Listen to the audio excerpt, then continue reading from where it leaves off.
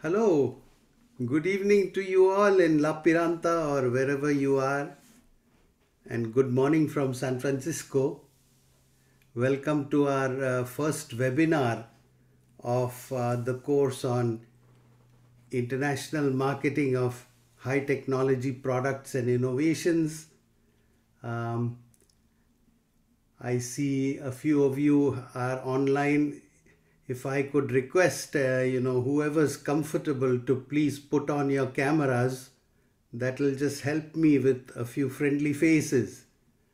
So I'd invite anybody who feels comfortable to please put on your, turn on your cameras, and for the rest you can, you know, keep your cameras off, and if you as a default, let's keep the microphones off as well. But whenever you want to speak, please raise your hand in the icon at the bottom of your Zoom screen, and I'll be happy to give you the microphone to speak. And you can also participate in the chat. So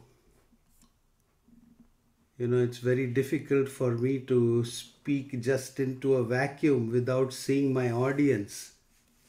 And so once again, I request anybody who feels comfortable to please put on your cameras. Thank you, Elizabeth. That's so nice of you. Thank you, Auntie. Good to see you. So Hello. let's begin. The purpose of this webinar is to give you a chance to get more clarity on the readings that you've done on the first four chapters. You've done the readings, you've watched the videos presumably, and you've done the homeworks, right? So this is a good opportunity for us to delve more into the topics that you like. Either you need some more explanation, or some things were not clear, or maybe they don't jive with your own experience of the way business works, or you just liked some topics more than others and you would like to explore them in more detail, right? So I'm just inviting anybody to, you know, start the discussion by raising any questions on anything that you've read or watched so far. And of course, we'll also get to the homeworks later, but first let's just start out with general topics that are of interest to you.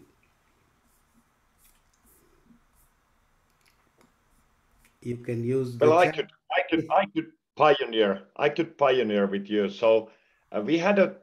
This is probably not directly from the book, but I think you own a background from these computer companies or so, or the giants, and we had a discussion the other lecture with Olli that what happened with Nokia and what happened with Apple between 2002 2005 in terms of the timing market timing to or the entry to market, Yeah, and why the other one was successful compared to the other one, because they owned the, in a way, same tools, absolutely. Symbian, and then the iOS touchscreens, all that. So what was the difference in for these companies? Maybe you could give us a bit observation about that. Sure, I'm happy to. And it's not just my observation, but I was lucky to have a chat with the chief technology officer at Nokia several years ago, but much after the iPhone was launched. And this gentleman told me that he was at a board meeting of Nokia in 2002, right? 2002 was the dominant period of Nokia. They absolutely ruled the world. And the agenda item was should we invest R&D in a touch screen or not? Okay, and it was clear at the time that the old Symbian operating system did not support a touch screen. They would have to have a more advanced operating system. So the question was not simply should we have a touch screen, but should we have a completely new operating system? And they went back and forth, and the board decided in all its wisdom that they were not ready to invest in a new operating system in 2002 that would support a touch screen. Right? And that's really what we call as hubris or inertia or co-rigidities. In the vocabulary of my book, we call this as a co-rigidity, where Nokia believes that Symbian is the best operating system and nobody can ever challenge it. You see? And Apple operated in stealth mode. First they had the success with the iPod. You remember the standalone music player? That was their first foray away from PCs into some sort of handheld device at all. And it was a roaring success. And then, Steve Jobs, he was a visionary. He didn't need any market research.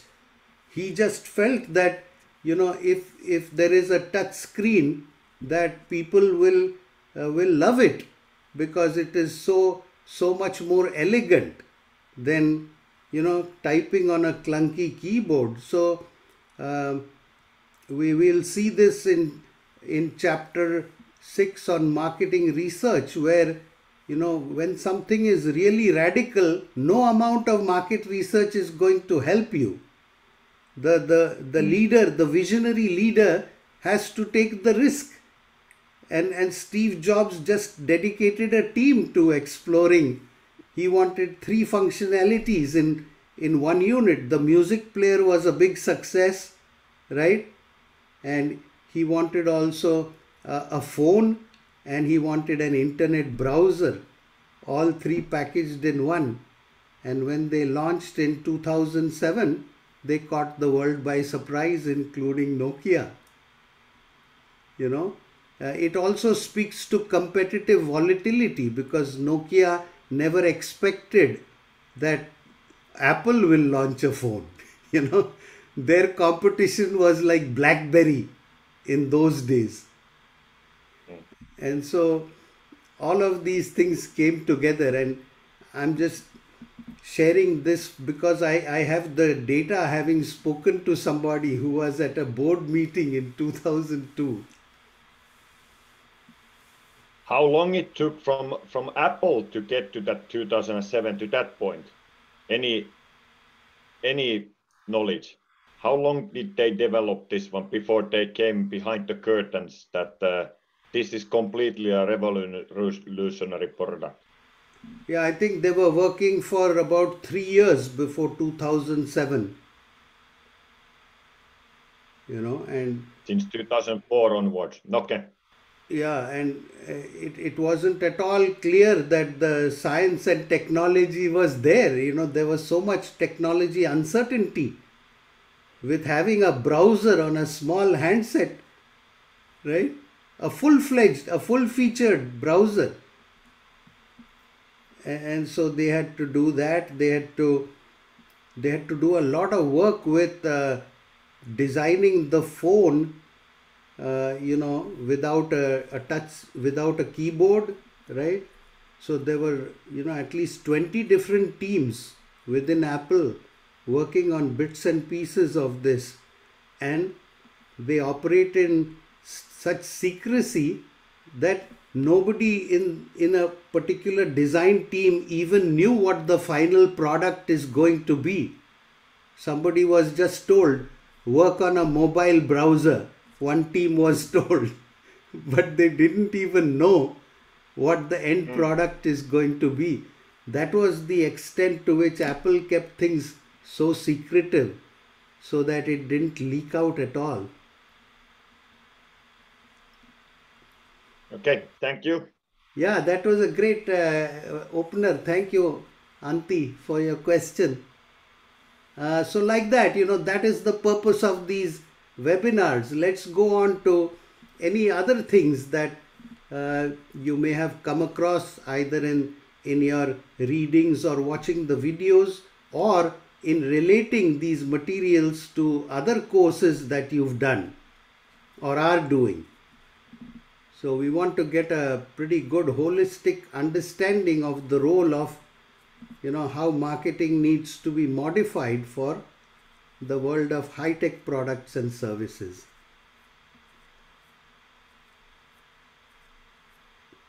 I can comment a bit again with continuing a bit with Anti's statement, because I wrote about the when research and development takes role in the marketing interaction. So again, thinking about Nokia's case, so would it be like should the R&D had taken more responsibility also on the marketing? So maybe, well, for example, there's a song in Finland that sings what would have happened if Nokia had placed touch screens to their phones. So if the R&D would have taken more responsibility on the marketing, so would that be a solution? Would that have been a solution for it? So frankly, if it was the board that made that decision, then they are the wisest people around. They have lots of experience, and it is ultimately an economic decision, right? You would need to have a real visionary person in R&D, a product champion, in order to push this idea, because all the rational planning processes that are in place are weighted against radical ideas within large enterprises. That's why most of the radical ideas come from small startups where they're willing to take the risks. Apple is really an outlier. Apple, Google, these are examples of a few companies that actually Google was a more recent startup, but Apple was only able to innovate radically because of Steve Jobs and his vision and his passion. I don't think Nokia could have done anything else. They did everything what the theory tells you to do, which is, experienced people debate and discuss these issues in a rational manner and then decide whether it's worth the investment. But the thing is that, you're then when you're so dominant a company, you become conservative, right? You think that you will be able to continue making the profits that you've always made. And therein lies that, myopia, where you just say, it's human nature to be comfortable, right? We continue to do the things that we are comfortable doing, and we don't want the discomfort of, radical innovation will rock the boat tremendously. It's like being in a storm. I can tell you those three years in Apple, Steve Jobs drove everyone crazy who were working on the iPhone, but he had that charisma. He could do it. And not to blame Nokia alone. I mean, BlackBerry faced the same issues. BlackBerry was pretty dominant as well. And they couldn't see this coming. And also what I just read related to some other courses about Google, that they failed with the Google Wallet. So that's also an interesting aspect, that even though you're a market leader in one thing, so still there's a possibility that you totally fail in one segment of the operation. And in Google Wallet's case, I think they were late. Apple had already launched Apple Pay.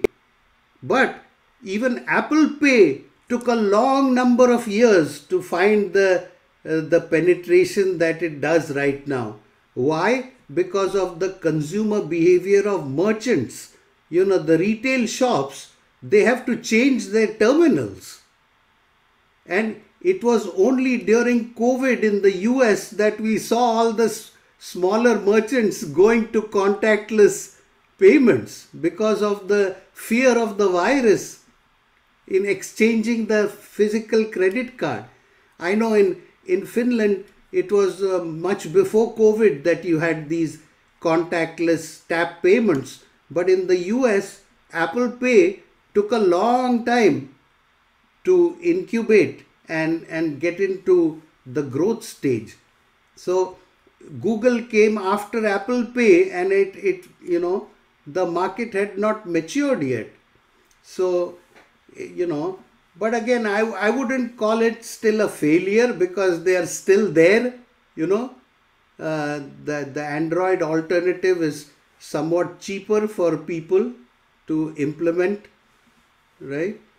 So we shall see. But one point, I saw this in the homework as well. A pioneer or a product leader is not just the first company to try something. You have to be a success in the marketplace in order to be considered a product leader.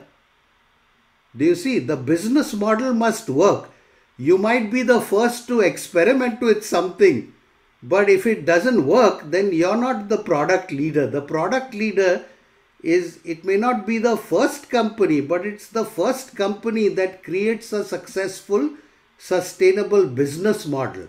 Then only we can give the title of being a pioneer or a product leader. Otherwise, you're just a failed startup.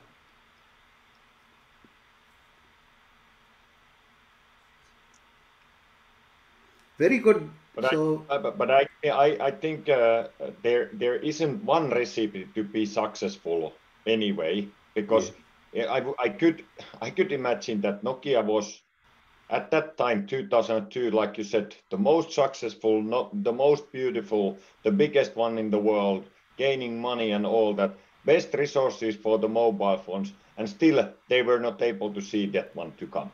Yeah. They saw it probably, but they were not having like this one entrepreneur, like Steve Jobs. We shall call him an entrepreneur or innovator or whatever the person. He had a really then by himself a personal vision. This is where I want to change the market. And if you look at Nokia as a company who were operating like a traditional companies, having a board who is deciding lots of bureaucracy inside of the company. So you could never basically imagine that they could have been doing that trick what the other one has done. Right. And it's just a coincidence that Steve Jobs happened to be the CEO. So he commands great resources. But there are other examples of product champions who are not so high up in the hierarchy, and yet they continue with their passion to overcome the internal bureaucracy and make their market successful, right? I think you know examples like the Post-it notes, right? This product, the 3M Post-it notes.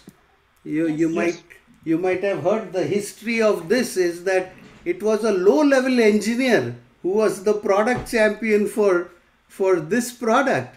It was an accident.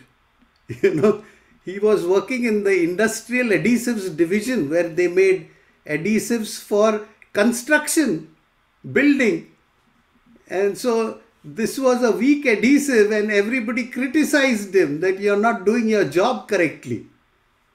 And yet he found that there is some possible application of this, and he went to colleagues and he went to the CEO's executive assistant and gave her a bunch of these to try out.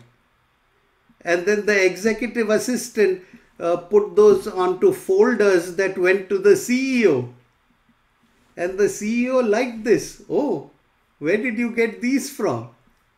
And then when the executive assistant said, this is from Art Fry in the industrial division, he called him and said, okay, this is cool. Why don't you make me some more and I'll distribute it to my CEO friends? You know? And now what? It's more than $100 million business for 3M. And 3M is a large enterprise just like Apple. But they are able to cultivate, these type of product champions with a culture that supports this kind of radical innovation. That, the tolerance for failure, the risk-taking ability, these have to be consciously inculcated in companies. Because the larger you become, the more the bureaucracy. And then the more, it's biased against radical innovation.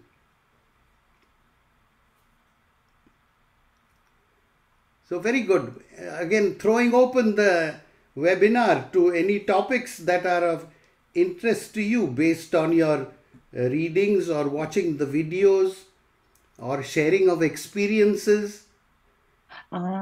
Just to add to what Auntie said, I think it was excellent example, and also the post-it note was something that I've always, it's a very fascinating story for me too, but also timing is important. Sometimes you might have a great product and things can go excellent, but maybe the time to enter the market could not be great. So I think timing is so important. Like so many companies that had loss during the pandemic. There were a lot of companies that gained from the pandemic also.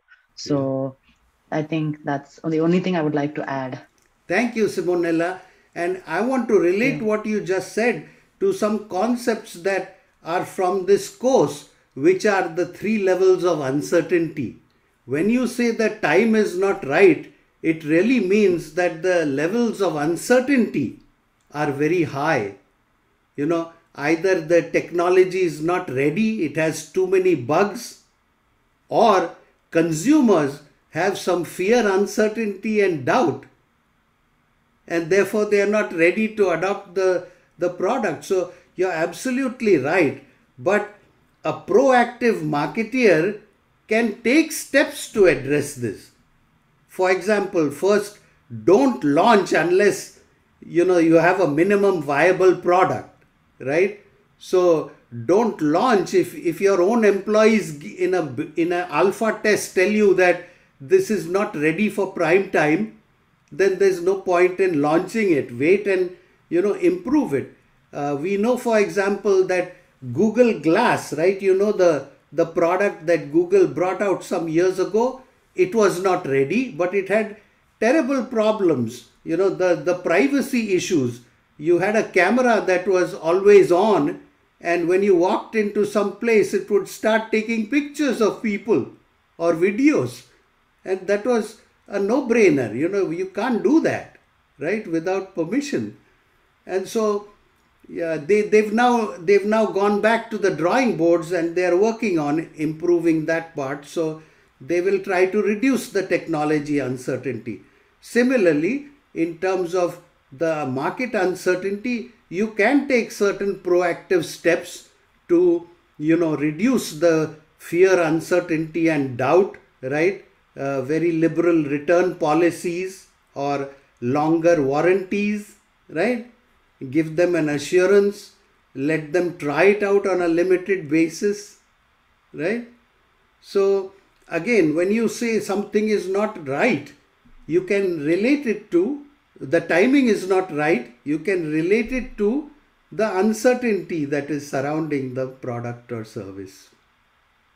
Good point.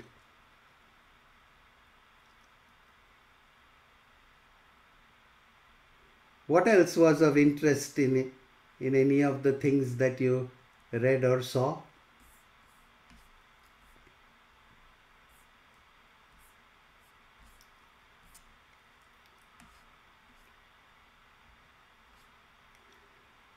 By the way, I have to clear up one administrative issue about the case sign-ups.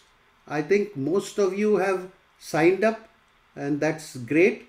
By September 30th, Luke is going to finalize and confirm all your groups, right? It appears that there is nobody signed up for Verily, and that's okay because you will have to do that as a written memo anyway. Okay, so we'll do that.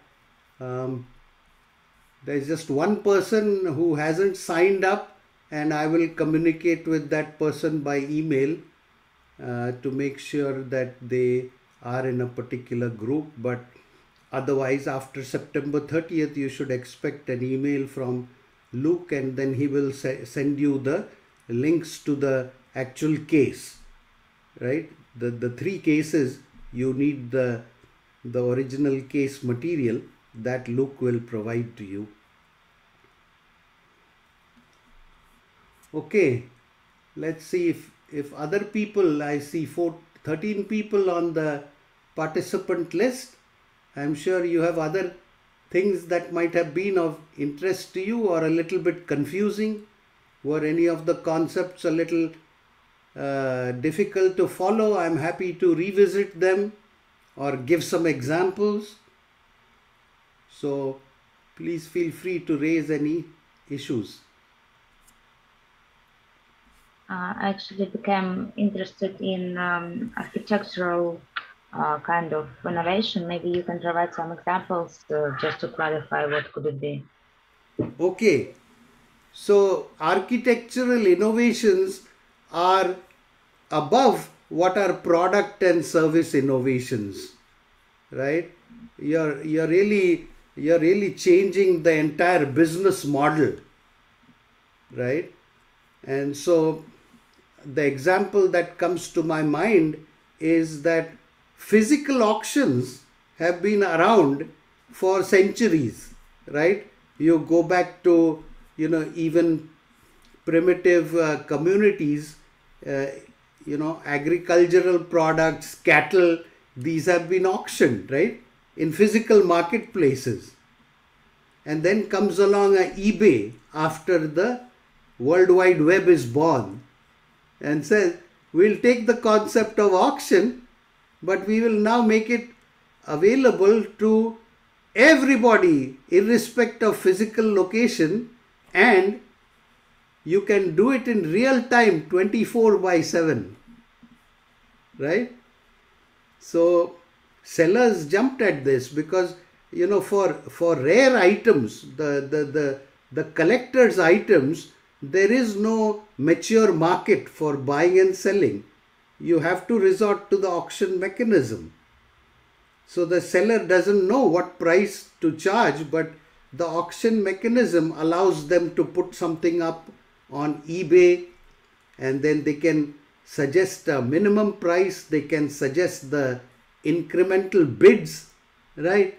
And then they keep it open for 3 days or 7 days, and then the highest bidder at the end of it wins, right? So that's an architectural innovation in the sense that the whole business model of auction has been reinvented.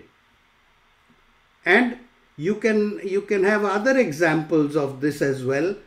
The business model of Tesla in the auto industry, right? Where it doesn't have those standard dealerships. Everything is done directly through the showroom, right? Tesla wants full control over its marketing and sales operations. And in the US, it's fighting lots of court cases.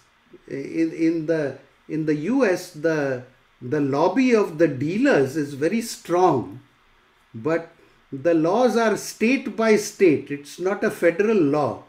So many states require that automobiles must be sold through dealerships. And Tesla is challenging that state by state.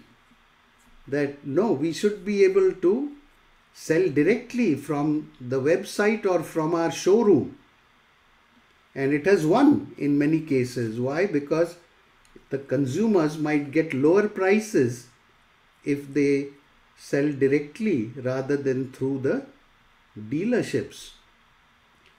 So, Evgenia, I've given you a couple of examples. Now, let me see if you can come up with your own example of an architectural innovation. Well, I think that the Tesla example is 100% right, but I cannot right now figure out some more. Right. Can I ask about the auto industry? That are the other companies then following Tesla's example on the challenging the law? So, the other companies already have dealerships. It's the gasoline car companies who are now embracing EVs, right? Like General Motors, Ford, Volkswagen. These are all already present in the US and they have their dealerships. So, they don't have the same constraint or problem that Tesla has, right? But I'm sure that, where Tesla has overturned the laws, those companies will prefer to sell directly because, or at least offer that as an alternative, because the prices could be a little bit lower when you cut out the middleman. And of course, in the auto industry, the big constraint so far, I believe the figure is that 6% of cars in the US are EVs. 6%, which is still a very small number. But 2 years ago, it was 2%. So in the last 2 years during COVID, it has shot up, tripled, 6% market share. And now, if you've been following the news, our President Joe Biden, he's just passed a huge clean energy package where there's like $300 billion for clean energy, and there's going to be a massive investment in charging infrastructure, which has been a real problem so far. We either have to do it in our garage, right, where we install a charger, or we have to, the ones along the highway are many miles apart. So that has been holding back EV sales. But I think in the next couple of years, you're going to see a huge increase in market share of EVs, at least in the US, because that's something that the government is willing to invest in.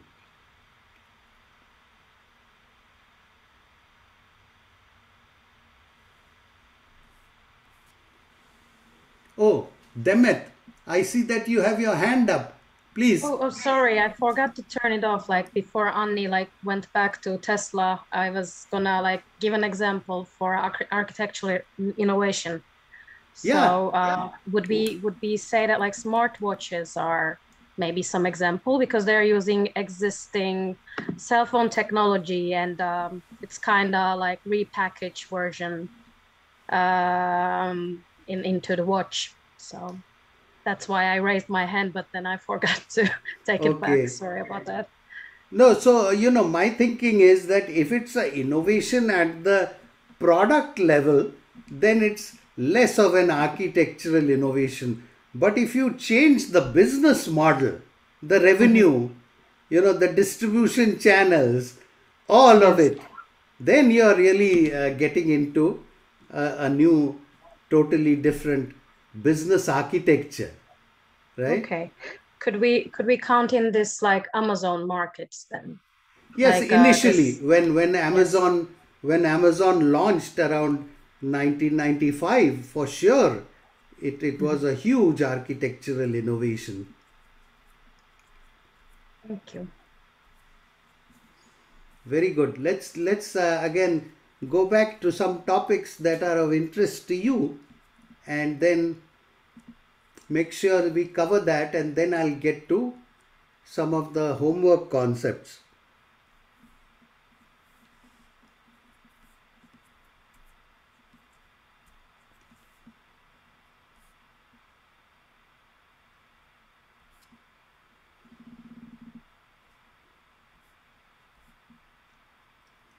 Look through your notes if you have any, or your, the PowerPoints or anything else that you have material, and see if you want to raise any questions or share any experiences.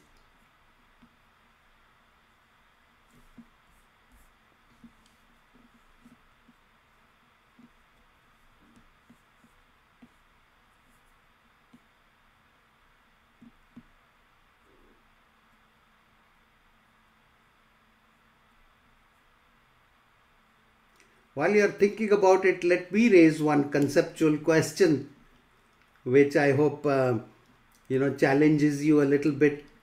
This is the question.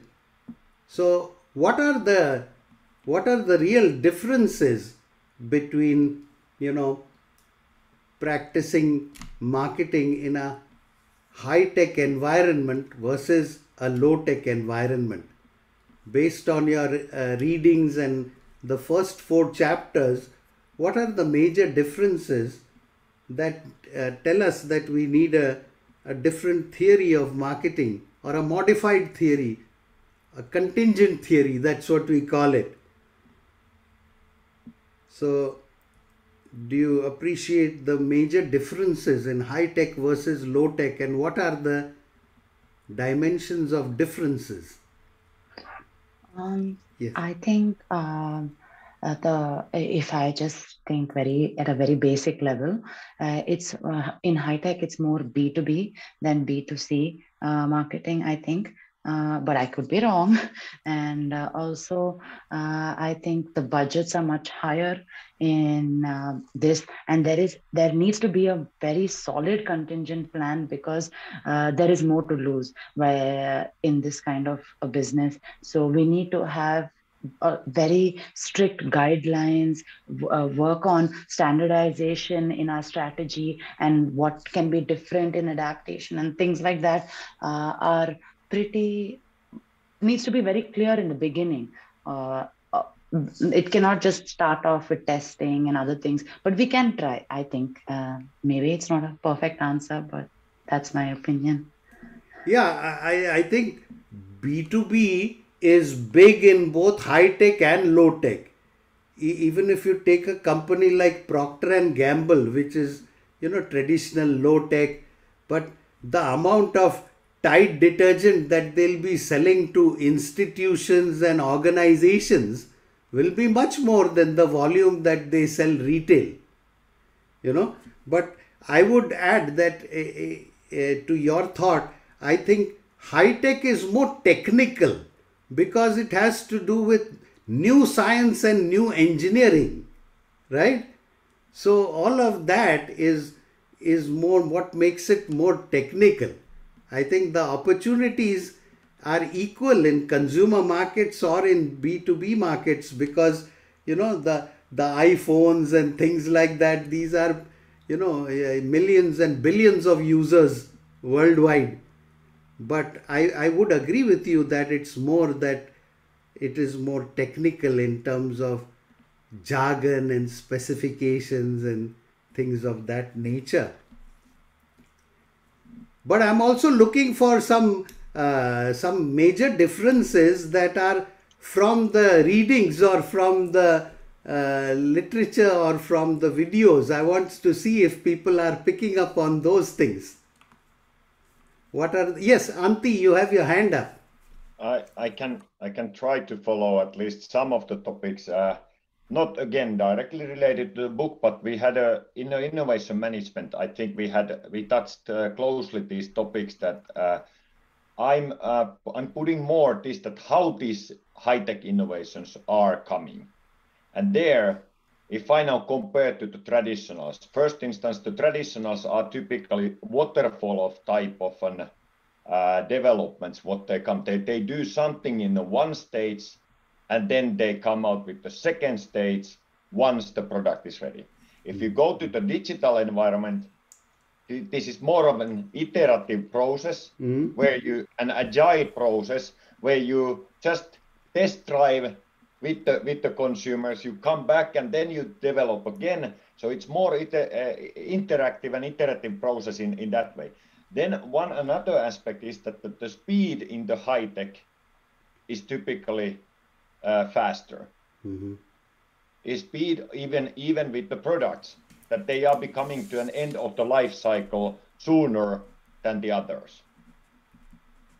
Then the third one, what I put there is that these digital platforms, so digital development, what we are having, they are typically not a one company exercises, they are ecosystems.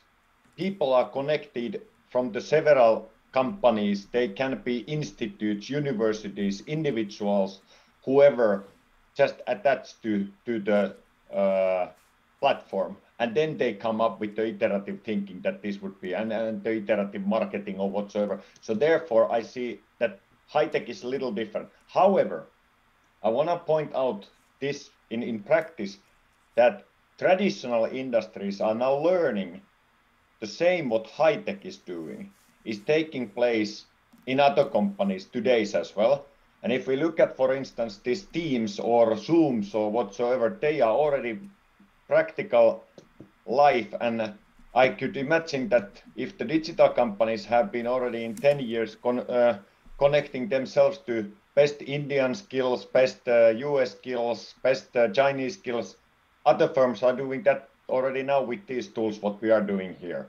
So I don't see, they are catching up. I say that traditionals are catching up to high tech at the moment.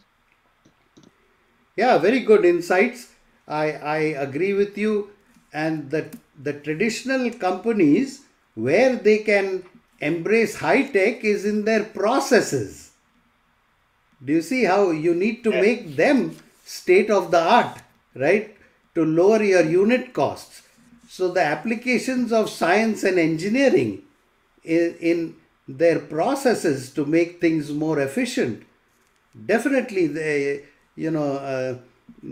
are doing that. And just to give you an example again, Procter and Gamble has a website for crowdsourcing ideas. You know, they have a Connect and Develop, that's the name of the website, is that they invite anybody, an entrepreneur or any research institute, to pitch ideas to them for how they can embrace new discoveries in science and engineering. And that would absolutely illustrate this point that Antti made about traditional companies embracing high tech more. Now, the iterative and the speed are things that we have formally addressed in this course. So again, we use different vocabulary, but it's important for you to see the convergence between these things. So, do you remember what is formal planning versus emergent planning? That's a concept that we've covered in strategic planning in chapter 2. Anybody can summarize what's the difference between formal planning and emergent planning?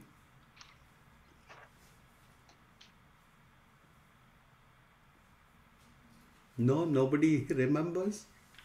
As I remember, emergent planning is more improvising. So like formal planning is a real strategy, relation of process, while emergent is trial and error, so more improvisation. Yes, thank you. So, formal planning is top down. You have formal forms and documents to fill out, and they're long term, right? Maybe 1 year or 3 years or 5 years, right? So you do have to have those in place, but then when you are implementing plans, you have to have a steering wheel approach, which is, if the car is going off the lane, you got to bring it back. That is what is emergent planning. You got to improvise, like Evgenia says, and it's iterative, like Antti said, right? So there are so many conditions that will emerge in the reality of the marketplace that were never anticipated in formal planning.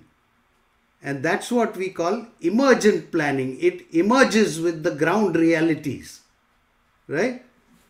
And so in high tech, you will see a higher amount of emergent versus formal planning compared to low tech. Okay, that's one point. And in terms of the speed, how fast you come onto the marketplace, we have these strategic postures: product leader, fast follower, differentiated defender, and operationally excellent. You remember those typologies? And in high tech, we will see a lot of product leaders or fast followers. We won't see as many operationally excellent or differentiated defenders. In low tech, we'll see more operationally excellent and more differentiated defenders as a proportion or a ratio, right? So these are two important differences. Antti, you said it in different words, but even our chapters, they address these issues. So those are two important differences that we cite in chapter 2, is that there's more there's more emergent versus formal planning in high tech than low tech, and then you see many more. The frequency of fast followers and product leaders is more in high tech than in low tech. But then there's two other distinctions that I do want to bring up. Let's see if you caught them. I hope you guys are watching the videos and making notes on them, because there may be some useful things in there. So two more differences which are important between high tech and low tech.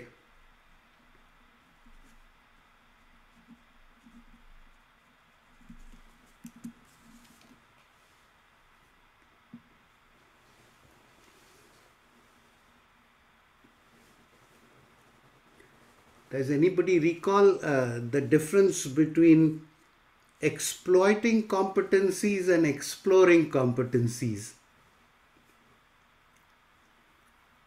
Let's recap. What is exploiting competencies and what is exploring competencies?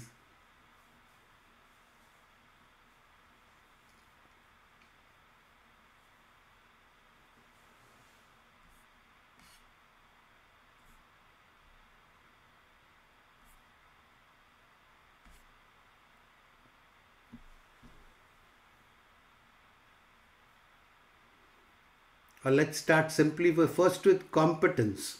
What is a competence for an organization? That's easy, or should be easy. Yeah. Typically, people refer that directly to the people, but it's not only about people. So let's broaden it up anyway. It's in a way capability that that company needs to compile something which they form as a value to the customer, I would say. It can be money, in a way. It can be people. It is something which is, you cannot even observe, something intangible inside of it can be even a composition of the team, which is having some unique skills that you cannot say that what is it is about. It's something that these three people just combine. So that's, for me, it's a competency. Yeah, absolutely. The way I would state it is that it's a combination of resources, assets, and skills that make it, that give a company a competitive advantage. So some combination of resources, assets, and skills, something they do very well. Okay, so for example, you might say that Amazon does cloud services very well. AWS, they were a pioneer in this, right? Because they needed to host their own e-commerce. So initially, Amazon developed its own in-house competency for hosting all kinds of web services on its own servers.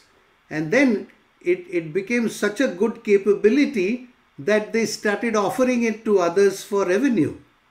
And now I believe it makes up something like 30% of Amazon's revenues. So that's an example of a competence. Now let's get to what's the difference between exploiting competencies and exploring competencies.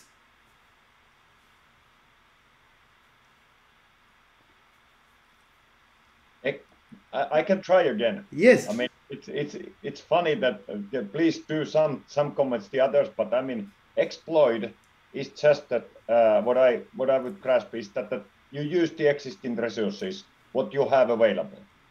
Explore for me as a term means that you discover something new, you try something new, and that would be more in favor of the high techs, that they are more exploring the competencies. There I do my logical thinking. I don't know. Yeah, so it's more risk taking. Yeah, right? Yeah, and then you try something new. You look at I mean, any new what you could try. That's how I see these two terms. I don't know whether I made it right, but no, absolutely, and that's the way it is also in chapter 2. Is that, you know, in Amazon's case, it will try to exploit its cloud services competence in order to lower unit costs and capture a high margin, right? So the whole objective in exploiting competencies is to capture more of the value in an exchange or transaction, whereas exploring competencies is about learning new things that you didn't know before. And the main difference is that in high tech, you see more of exploring new competencies compared to low tech. Low tech, there's not that much more to be learned because the technology has been around for a long time. You know, the new knowledge is not that much. So in low tech, you see less of competence exploration and more of competence exploitation, and in high tech it's the reverse. Think of Apple. How did it get into making the iPod in the first place? It was a PC company. It was Apple Computer back in the day. But they, you know, Steve Jobs' ideal was the Sony Walkman. You remember the CD player, right? And then he still thought it's too bulky and people have to carry it in the hand when they're jogging, right? So I want to put 1,000 songs in people's pocket, right? So he had to learn a lot. The whole of Apple had to learn a lot, right? So this is what we call, in high tech, that's the third point of difference, is that you have more competence exploration than competence exploitation. And the last point of difference, anybody would like to jump in? We've already talked about, you know, emergent planning. We've talked about product leaders and product followers. We've talked about, you know, competence exploration. What's the fourth major difference between high tech and low tech for the purpose of this course?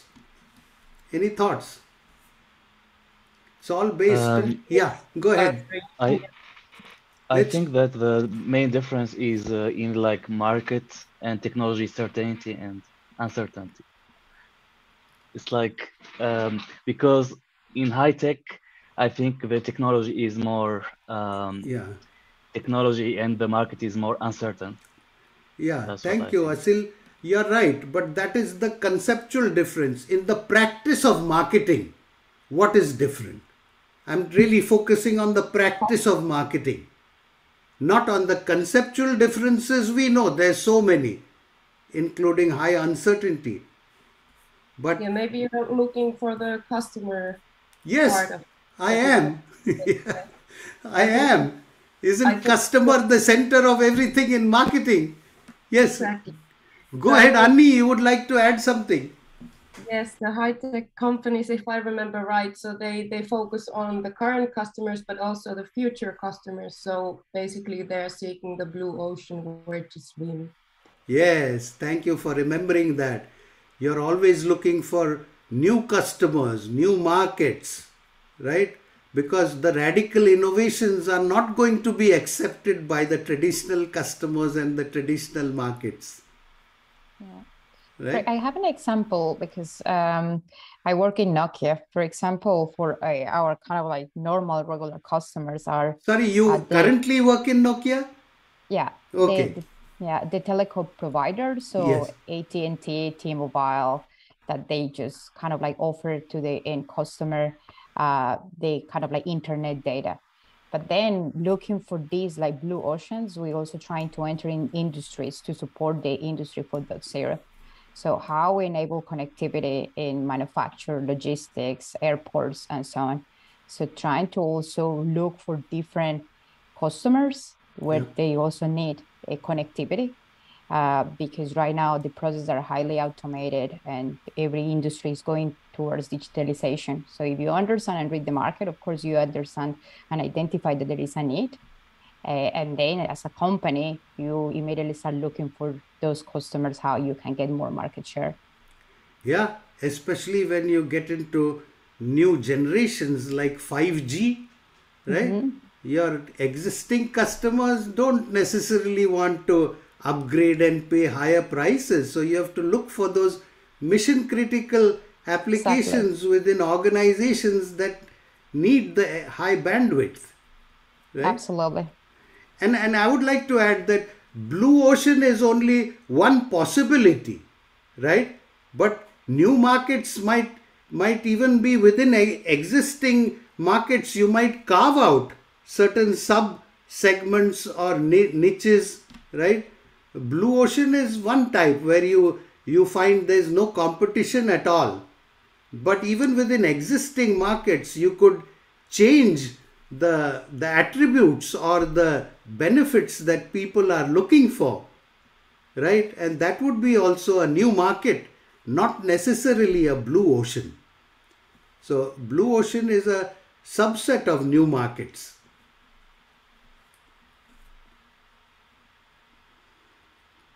Okay, that so then just to summarize again, there are four major differences in the practice of marketing between high tech versus low tech. First of all, it's in the targeting of customers.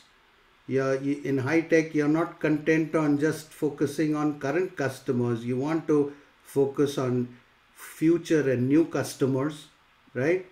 You want to explore and learn new competencies because you want to bring out radical innovation, right?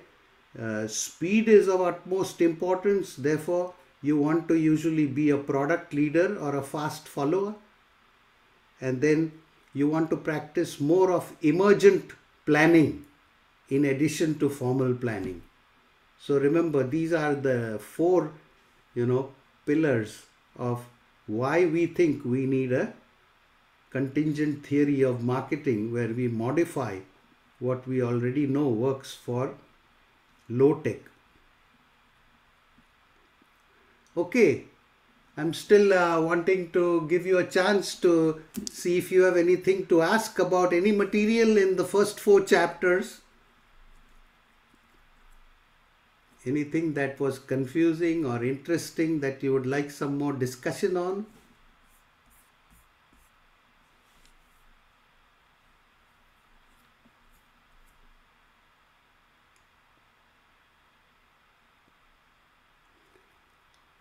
I don't see any, and we're at the 1 hour mark.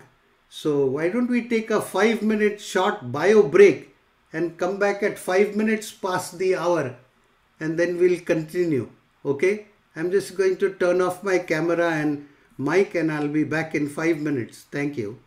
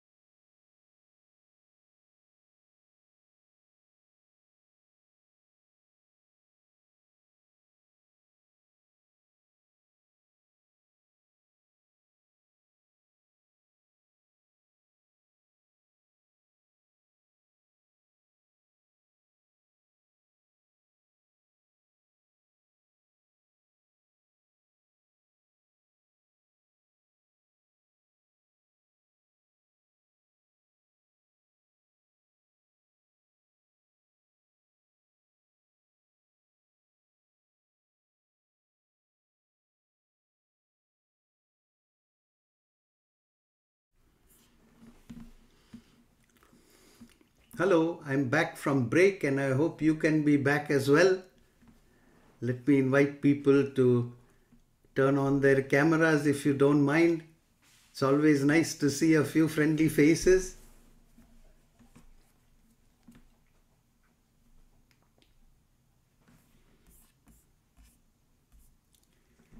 Yeah, let's get started again after the break. We had some very interesting discussions before the break on topics that were of interest to you in terms of the first four chapters assigned readings. Some of you were more participative than others, but I want to also point out that you can use the chat. If somebody is shy to speak, make use of the chat. You can put your comments or questions in the chat. That way I'll know that there are other people participating. So before the break, we covered a number of things that were of interest. Are there any things else that you would like to bring up before I go to the homework? Because the next part of my agenda is to give you some feedback on the homeworks. Anybody would like to bring up any issues before we get into that?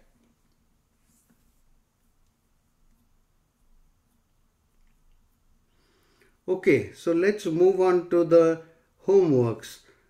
First of all, anybody who participated in the homework will get the full points for good faith effort. In other words, I'm not really evaluating the correctness of the answers. Okay, when you get your points, if you've done your post, you will, in good faith, that is, it shouldn't be anything nonsensical. It should have some relevance to the concept. But I'm not really looking in great detail in terms of what's right or wrong. Instead, I'm going to use these webinars to go over some concepts where I feel that the understanding could be enhanced. Okay. So everybody gets the credit except if you're late. If people didn't post by the deadline, then there'll be some penalty. But otherwise, everybody gets the points. That's one. Second thing is, please don't book concepts in advance if you're not prepared to post just yet. Okay? There's somebody who said that, I'm going to come back and write on this topic. Okay? That's like a reservation system. We don't have that. The thing is that I've let people choose which topic they want to write on. So when you're ready, you post, but don't book things in advance, because I don't want people to have to jockey for position in terms of which concept to answer. There's lots of concepts. In fact, some of them have not even been answered by anyone. And I'll get to those. But please remember that. No booking concepts in advance, and don't answer more than one concept, so that we have a coverage of broader concepts. So that's one of the feedbacks that I wanted to give. Now, there were certain concepts that were not attempted by anybody. So let's go to those. Who can tell me what's the concept of Unit 1 costs? This was in the homework, but nobody attempted it. So I just want to recap. What are Unit 1 costs? Anybody remembers from their reading or viewing of the video?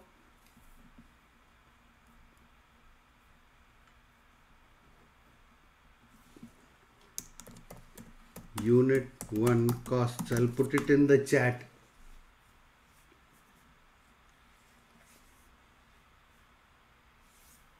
Well, I can try if no one else is. I'm sorry, I forgot to put on my headphones. So could you repeat that, Annie? Yes, that I can try if no one else dares. But if I remember right, again, it's about the concept that the first unit is always more expensive to produce, and then the costs go down when the product gets more popular. So yeah, absolutely right. This is a characteristic of high tech, not low tech, but in high tech. I just read a news report that the Finnish government has ordered some 64 F-35 airplanes from Lockheed Martin for the Defense Department. Each one of them will cost about $147 million, right?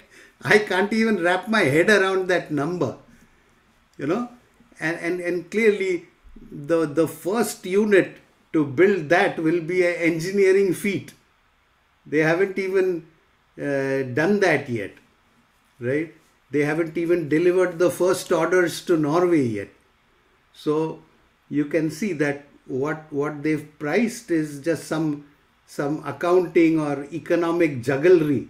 But obviously the high unit costs come from high fixed costs, because you have to pay the scientists and engineers fixed salary. You have to rent or own facilities, land, buildings, plant, machinery, right?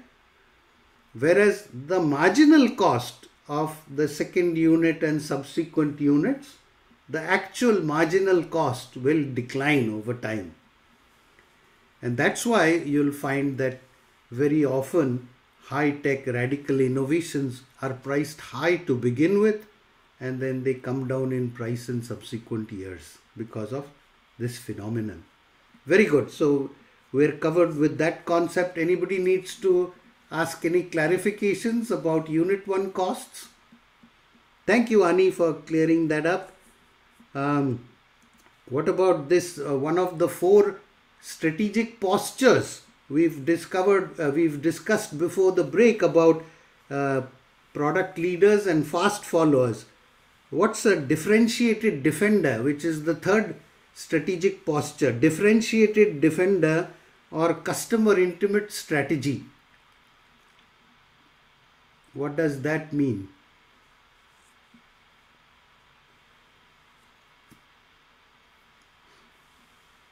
Customer intimacy is a kind of buzzword that's been around for some time, right? And we said earlier that these two are not found as much in high tech, but they are found more in low tech. Anybody would like to clarify what is differentiated defender or customer intimate strategy? I think that differentiated defenders, they try to focus on some specific customers and to get to know them more, like observe their, like to get more data about them and target them more. Yeah, thank you. So customer intimacy means learning as much as you can about your customers' needs and problems, right? And then differentiated defender means that you are the one company in that market where you know your customers better than anybody else. It's really like a competence, isn't it? If you know your customers better than what other people know their customers, then that's going to give you an advantage. Okay?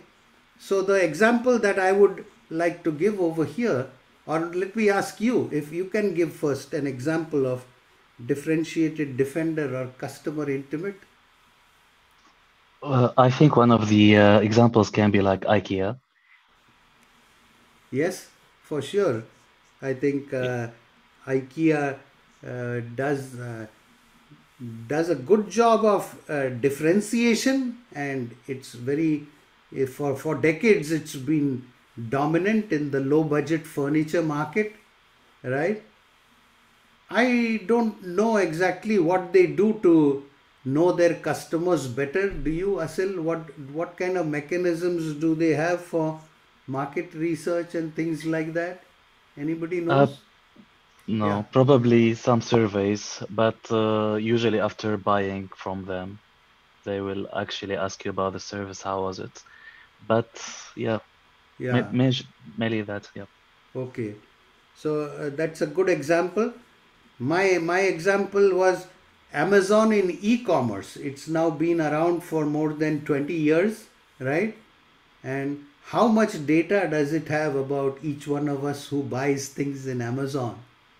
You know, really terabytes of data, right? And how does it use that? It uses that by making recommendations. You know, about once a month I'll get an email from Amazon. Sanjit, you bought this book in marketing last, okay? Now your colleagues who had bought that book are now reading this new book. Don't you want to order it? And I tell you, quite often I will order it because I don't have time to search for what all the new materials are, right? So their response is very, very high to the recommendations that Apple makes. So, I'm sorry, that Amazon makes. And so Amazon is a company that uses its database. It knows what all the behaviors are of its customers, what they purchase, and then they use it in terms of their future promotions, right? Through individualized email, and those have high redemption rates or response rates. So that's an example of differentiated Defender customer intimacy. Anybody else has any example of that? Sorry, I have a question now.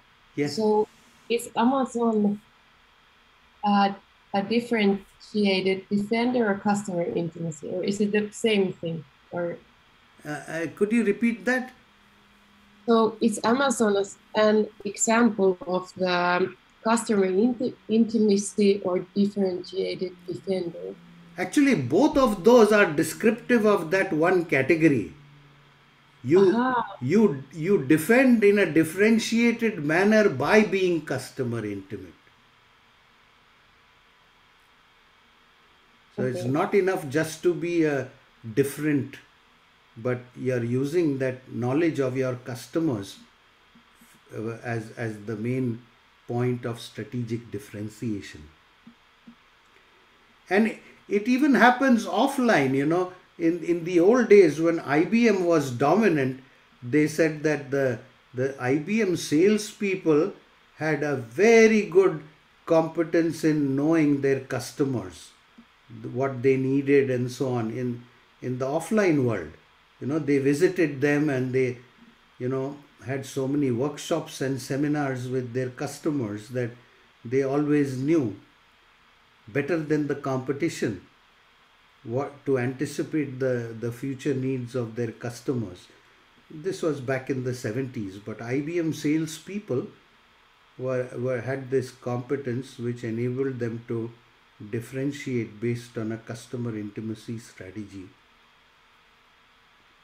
So it's not just for online data, but there are companies which will maintain customer intimacy even offline. Okay, and then the fourth strategy is operationally excellent or low cost. Who can explain that particular posture and give some example? I could do. Please. And I could use the example even in a way that I can elaborate that with one case company, which is then Ryanair. You know the airline company. Yes, yes.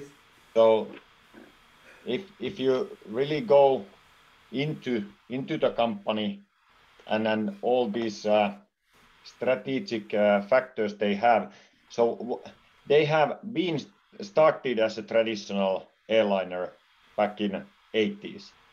When they resulted after that that if they follow the same strategy as the other airlines, by having customer services, by having this what is this called, first class services, by having all that, they're gonna be ending up to the ever same as the other companies. And believe me or not, none of the airline companies today bring profit. They are closely zero or they are minus, all of them. So what is different then with Ryanair is that they have been, it's even said publicly that they say they are known from the lousy customer service because they want to provide the most cost efficient operation to be able to offer even lowest fares. And therefore, they have automated nearly all things, which is called operation. It's basically the primary target in the operational excellence, that you are able to lower your operational cost as low as you can. So you cannot find any of those ticketing machines or anybody on the service desk for Ryanair. Everybody are now following you. You cannot find anything from Norwegian. Even Finnair starts to have those ones. But anyway, still they are able to provide that one. There is no cabin services at all for the people. And then they are able to operate in Europe inside of this 2-hour window for any cities. However, those all cities are distant cities. They are not even in the city centers of the London or Seoul. You are always going far away because the airport fees are lower there. Right. And I believe Ryanair goes into Lapiranta, right? I don't know, is it still flying? Bergamo. Yes, There's Okay, yeah. There used to be, at least in summer.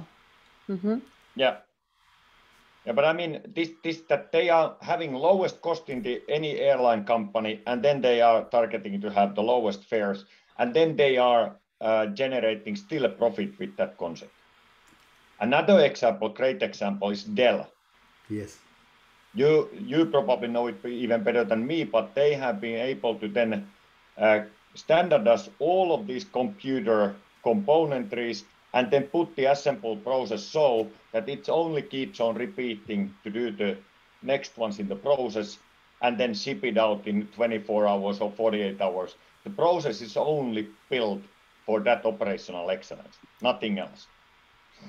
So thank you, Antti. Those are two great examples.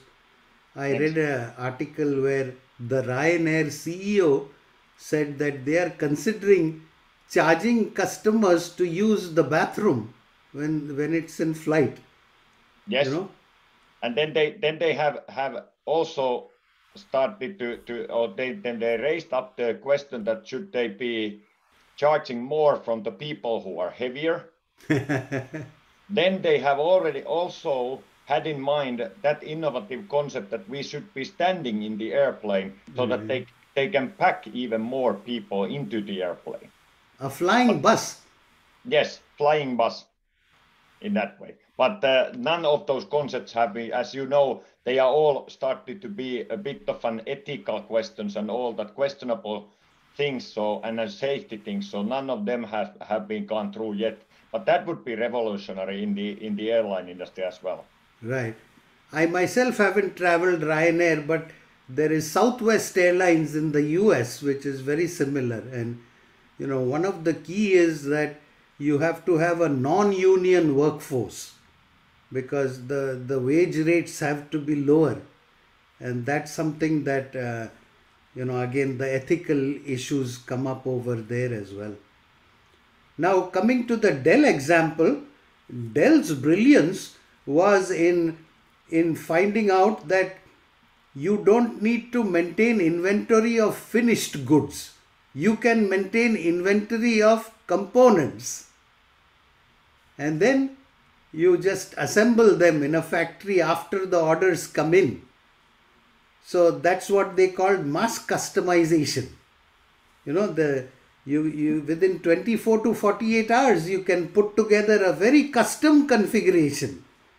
How much memory you want, what screen size you want, how much hard disk you want, how much memory you want, and they can ship that out. So it appears to the individual consumer that you are getting something very custom, but operationally the way they are able to do it is by just maintaining inventory of modules and components, not the finished PC, because if you have a finished PC, then you are constrained to only give it to those people whose needs it meets. Whereas if you maintain inventory of component modules, you have a lot more flexibility. But I have to say that Dell had that cost advantage for about 20 years, now most of the industry has caught up with them.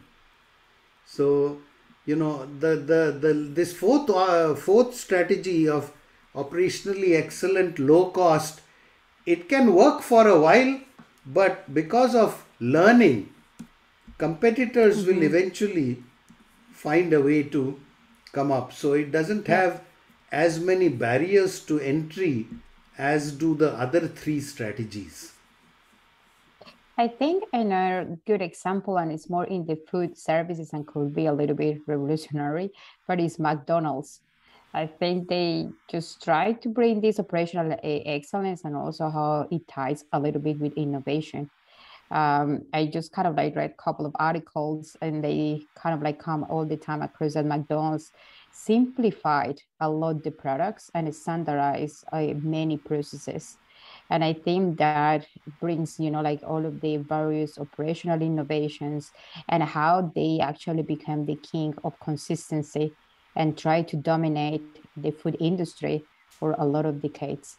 So I think that's also like a good example, even though that many people criticize McDonald's, but then you're still seeing late in the night, just people queuing for, like more than 30 minutes trying to get some burgers.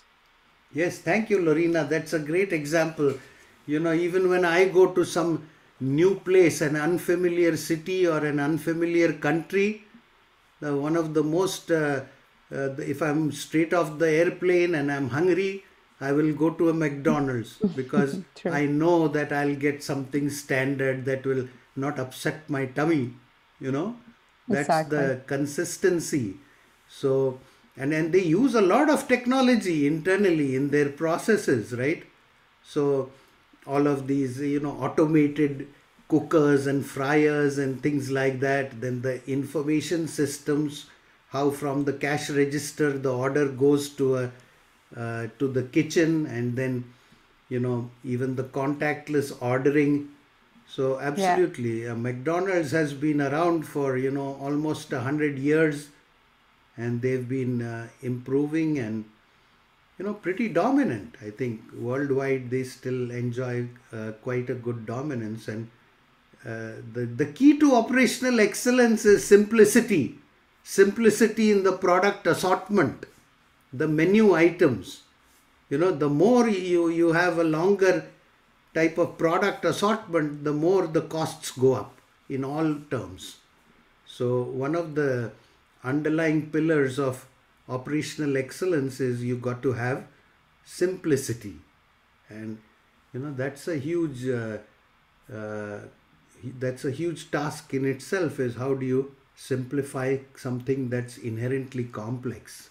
That could be some of the managerial talent employed there. Okay, so we've covered the things that were not covered. Now let me recap on a few other concepts that I think could have been improved in the homework.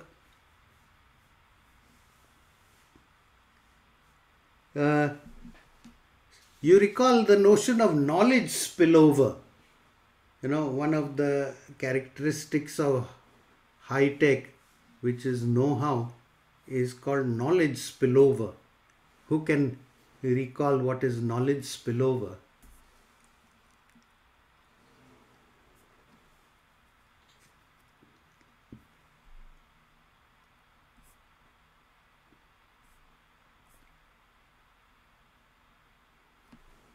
Nobody remembers what is knowledge? I can tell a little bit if I recall correctly. So it's some kind of exchange of ideas among the researcher individuals, higher education, in the research institution, maybe. How about in the industry? Does it have any application in industry? Yeah, for sure. I think in the R&D corporations or improvement of the products and services. For sure, we are using the information provided by the other companies or their researches or improvements and developments. Right. So any know-how can be licensed. You can license know-how from research institutions or universities or even from private companies, right?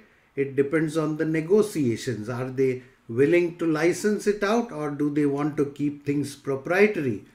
But the interesting thing about high-tech knowledge spillover is that it's not even confined or restricted to the companies with any particular industry. What I find fascinating is that you can have knowledge spillovers across applications and even across industries. I'll give you a couple of examples. So, today it's very commonplace to see solar panels on top of residential and commercial buildings, right? Solar energy. So where do you think the original know-how for solar energy came from? Any thoughts? Did it come from within the building industry? I would guess the space. No. No? Very good. So you have kept up with the readings. It is NASA who had the original solar energy technology, because once you leave the Earth's atmosphere, there is no more jet propulsion. So they have to rely on solar. So that's the radical aspect of knowledge spillover, is that it's discovered in one domain, which is space flight, and then it diffuses all the way to having day-to-day applications in residential and building construction, right? So that's what's really cool about high-tech knowledge spillover. You cannot even anticipate in advance where the knowledge will turn out to be useful.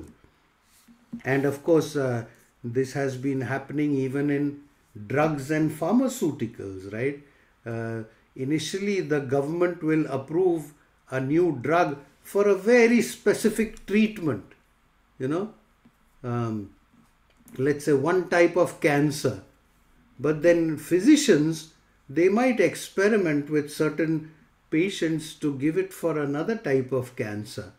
And so then there's knowledge spillover from one application to another, right?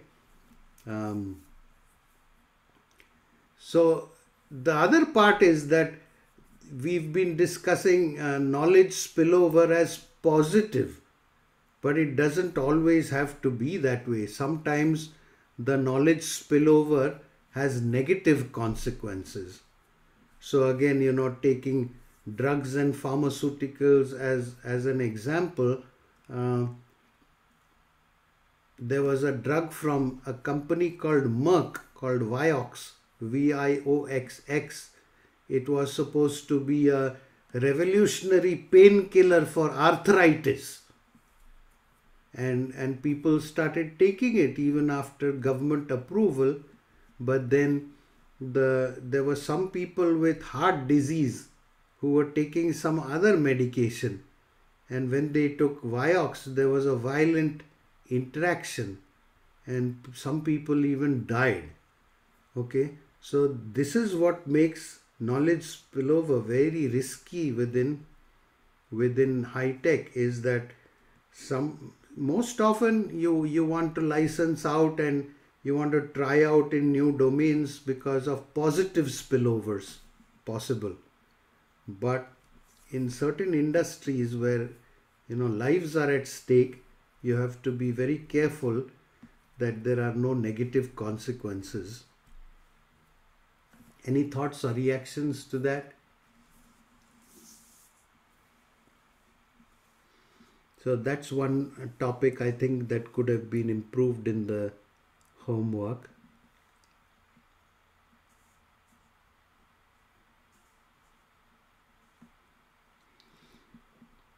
Okay, I want to raise a controversial issue as for these companies. Apple and Google, considering their overall history, would you categorize them as product leaders or fast followers? Just take these two companies, Apple and Google. Let's debate this. Do you think Apple and Google are product leaders or fast followers? Any thoughts?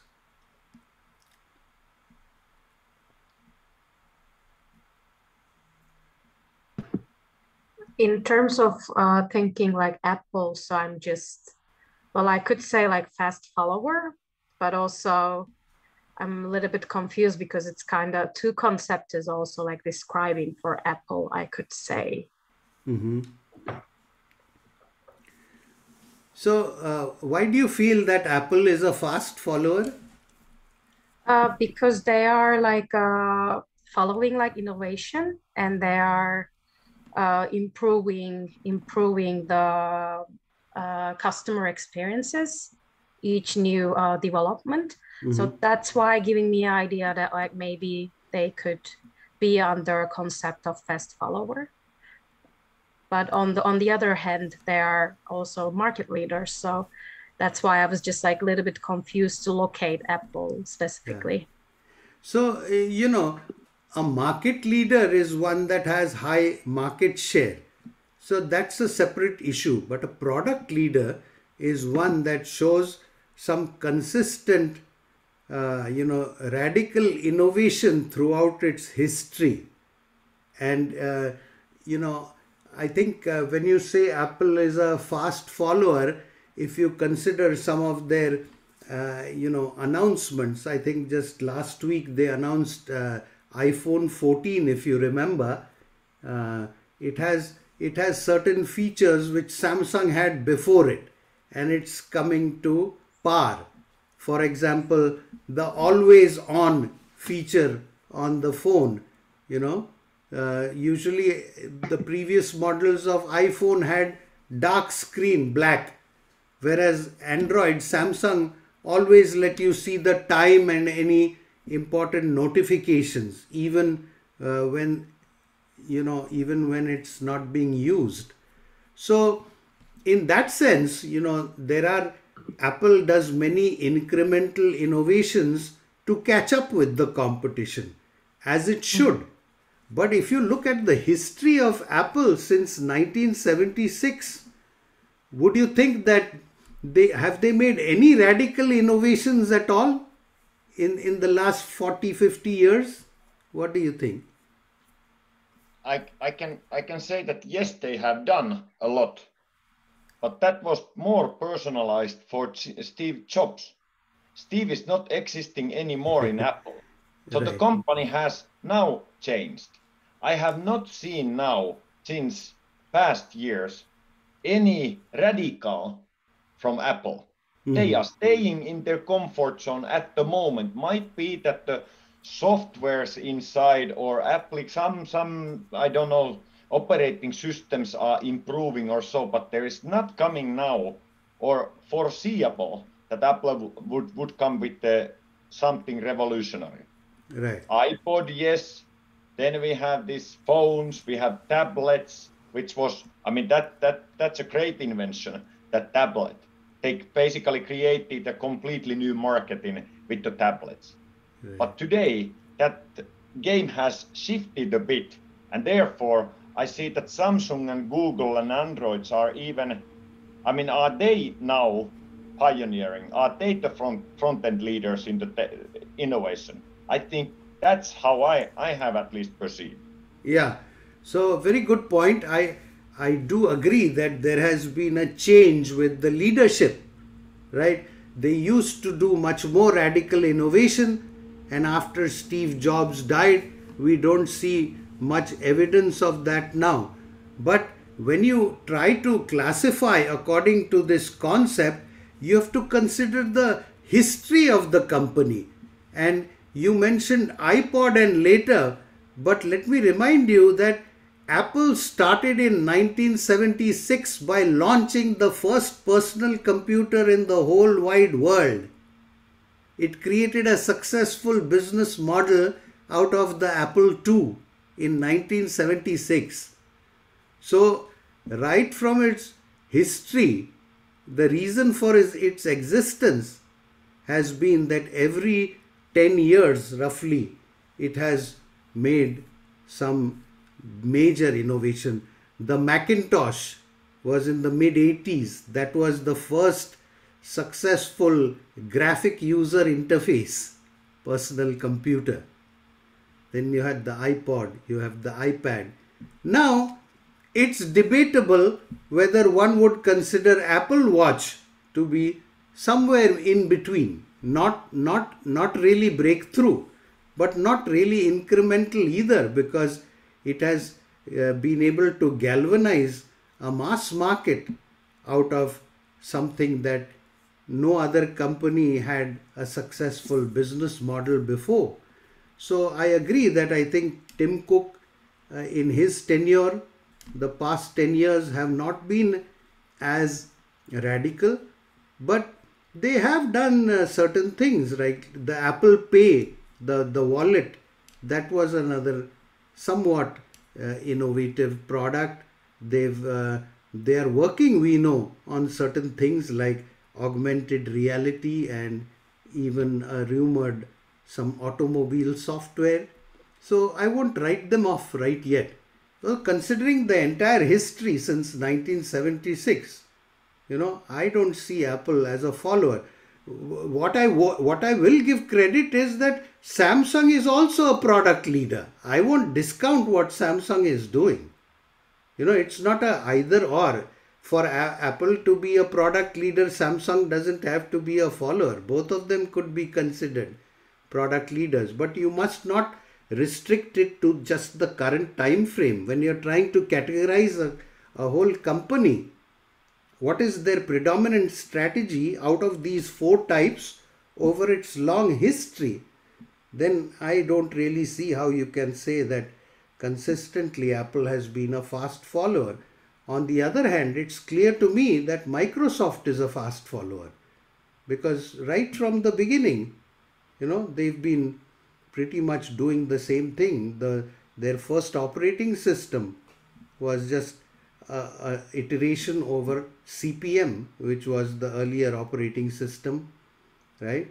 Then they went to IBM PC, then they went to Windows. Windows tried to copy the Mac, right? And now it makes more sense, actually, because I was just like grasping the fast follower like quite differently. But now that like I got a like deeper knowledge about it, and I should like check the past a little bit more. So yeah, no problem. That's why we are having this discussion. Temi, I'll challenge the thinking myself. You don't always need to look at 40 years back of the company, because it's about the future what we would need to predict that who will be, because the leader is always the one who shows the way. Yeah, so I do understand if we look at this on the big long time horizon, that who is then leader, no doubt about it, that what they have done.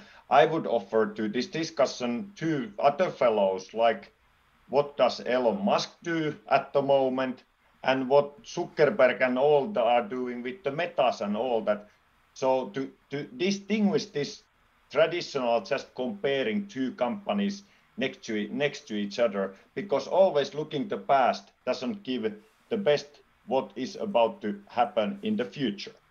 We don't know. And I agree with that. But again, you see, if you write off Apple's ability to be a product leader right now, you're again putting some blinders in terms of your competition. And you could be caught by surprise, just the way Nokia was caught by surprise. And we know that they have enormous resources and they're working on so many projects. Therefore, Apple should watch closely what Elon Musk is doing at the moment, and then Zuckerberg with the Meta and all that. They would need to look at that one. That's, I think, the next. And there are augmented reality projects going on within Apple, so we'll have to see. They are taking more of an approach towards mapping and navigation. That's what they're working on, but we'll have to see. Now, the other thing is about Google. Google has a much shorter history than Apple. It's been around since only 1998. It wasn't the the first search engine, but certainly it changed the whole market. It became dominant. What do you think about Google and what have they done since then? And again, to Auntie's point, you can consider anticipating in the future as well. Would you feel comfortable classifying Google as a product leader or as a fast follower?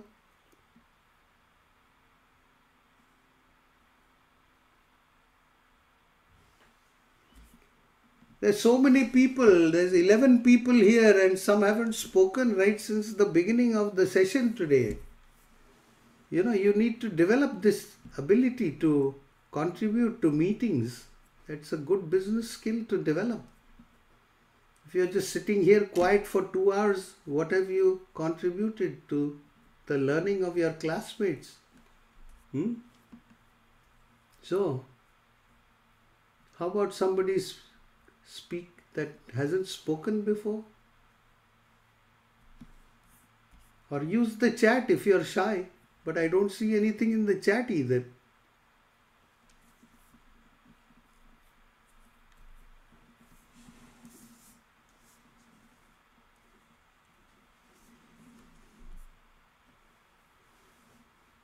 So let's see, I'm going to call on somebody, see if you can address this question of whether Google is a product leader or a fast follower. Khan Bui, are you present? Can you please answer? Yes. Well, I think Google is like followers because most of the technology and innovation already like being created before. So they are just like follow it, but they exceed like every competitor in the market. So I would say they are fast follower. So again, this is true that in terms of the search, they were not the first search engine. Yeah, Yahoo was before and there were other engines. But was the change in their algorithm radical? Did it improve the benefits that you and I got as users compared to Yahoo? Let's get into a little bit of detail on the search algorithm for Google. Who knows what were the increased benefits of Google search engine over Yahoo that existed prior? And thank you, Khan, for your contribution. I'm glad that you're able to speak when I call on you. So if I don't get any volunteers, then I have to call on specific people. Okay, let's get to Google. What do you think was what was the benefit of their search engine? Or everybody here only used Google from the beginning? Nobody used the previous search engine at all?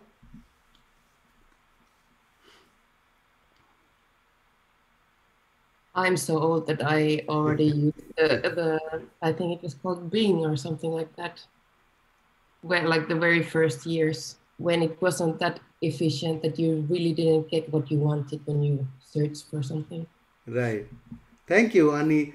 So the real advantage of Google's search algorithm was that it ranked the listing according to relevance or importance of your keyword, right? Earlier, Yahoo did not have this capability. If you typed in chocolate cake, it would just give a dump from its database without ordering it in any way. So you could find chocolate cake in, offered in US if you're sitting in Finland, right? So it was completely disorganized. And so this was considered very radical at the time, although search engines existed. But this capability, what is radical is that there's a performance boost, a quantum leap in performance, right? So Google search engine was considered quite radical.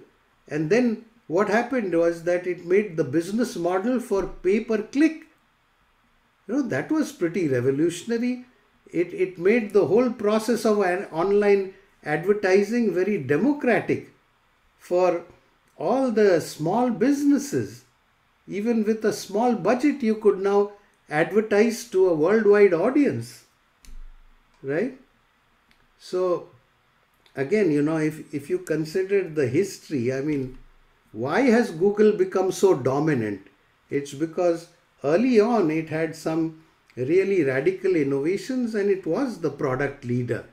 Now you can say that, okay, in recent times it's been a follower. It was not the first in email. It was not the first in all these office softwares. Microsoft was first, right? But again, stay tuned, because Google is working. It's one of the most advanced of, in this area of driverless cars. I can see in San Francisco, there are cars under test which don't have drivers in them. They've done some 200 million miles of road testing of these driverless cars.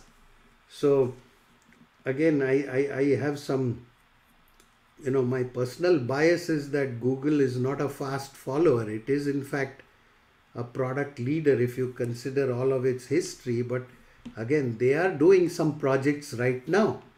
They tried Google Glass, it failed, then they're still working on coming up with some newer versions of that. So again, these are interesting issues to debate. I don't think there is a right or wrong answer. There are more defensible answers and there are less defensible answers, right? So you have to consider all the evidence in trying to arrive at your judgments or classification. Any other thoughts about Apple or Google from anybody else? I have another thought on what you were mentioning about the pay-per-click, because it's how the company managed to understand that they need to monetize their tool, and through that monetization, how they can just increase like different revenues and just bring, diversify the products. So I guess, like every second there are billions of like people that are looking for like any type of things in Google, and the majority of those search results in those pages includes Google Ads, and of course those Google Ads are paid for like businesses, and those kind of like are driving like effective, good traffic to different websites. So for me, is that the company and Google itself, they just have like a good ability to keep innovating, to just try to diversify the portfolio. And even, for example, they launched this Pixel that it was like a phone. And inside of the company, they just stimulate a lot of innovation. They have different programs. They also pay, if you, for example, put an idea and they see like future in that idea, then also can become like a side company of Google. So they reinvent and they continue just the internal innovation. But I guess these Google Ads and how they understand they could monetize the billion of people looking in their the tool is quite good idea. So on balance, Lorena, how would you classify Google, as a product leader or as a fast follower? A leader, a product leader. Okay. Very good.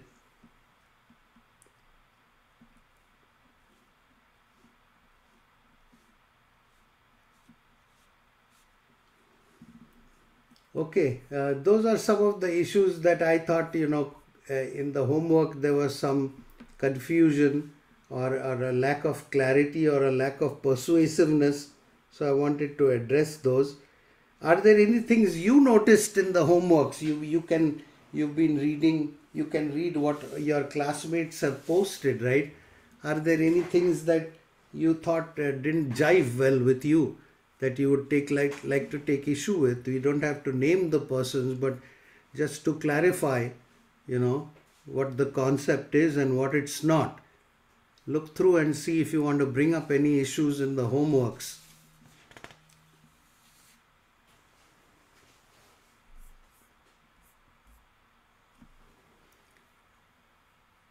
And why is this important? Why are we spending time on the importance of clarity of these concepts? Is because when you do your case analysis, in the second half of the semester, I want you to apply these concepts. And so you have to have a clear understanding of them, right?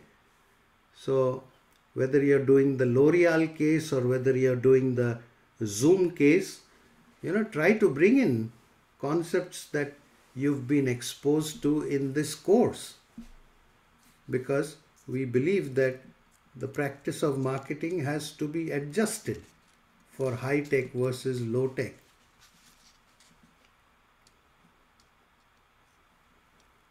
So any topics you would like to bring up from the homeworks?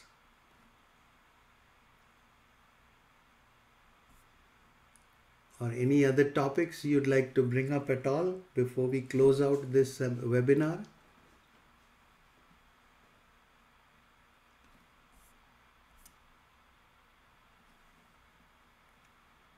No? So I think we're all good. Thank you for a very good first webinar.